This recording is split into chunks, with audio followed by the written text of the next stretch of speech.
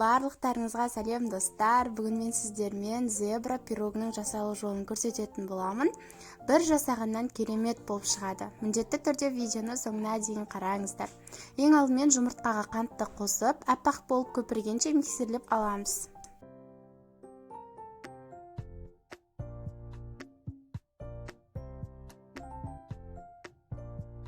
Жұмыртқалы массаның үстіне айранды қосып миксерлейміз. Миксерлеп алған соң, үстіне ерітілген майды қосып, тағы да жақсылап миксермен араластырамыз. Миксердің ең төмен жылдамдығында араластыру қажет. Енді біз құрғақ ингредиенттерді 2-ге 3-ке бөле отырып салып миксерлейтін боламыз. Құрғақ ингредиенттердің ішінде ұн мен сода бар. Біздің тестамызда айын осындай сұйықтықта болып шығады. Енді біз осыны теңдей 2 бөлікке бөліп аламыз.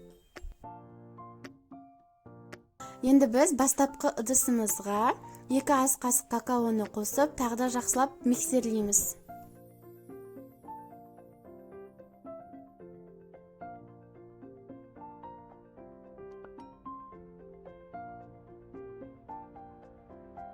Дайын болған тестамызды формаға 2 ас қасықтан сала отырып, видеода көрсетілгендей жасайтын боламыз.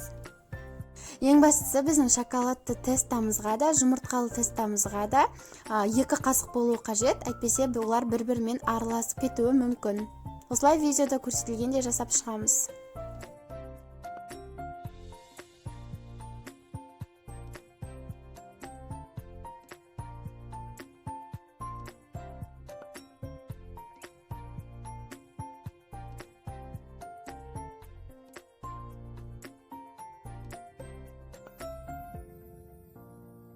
Ең соңында ағаш таяқшамен немесе тіс шұқығыштың көмегімен видеода көрсетілгенде жасап шықсаңыздар, сіздерде өте керемет жолақтар пайда болады.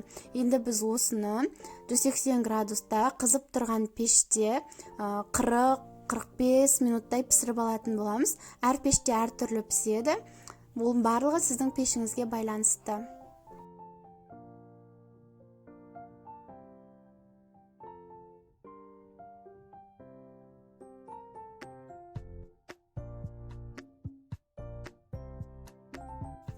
Біздің пирогымыз дайын, осындай әп-әдемі болып көтеріледі. Ішінде осылай зебра жолақтары болады. Сіздерге жасап көруге кеңес беремін. Өте жұмсақ, керемет болып көтеріледі. Сіздің отбасыңызға, жолдасыңызға, балаларыңызға ұнайтынына мен 100% сенімдік беремін. Видеоны соңына дейін қарағандарыңызға рахмет.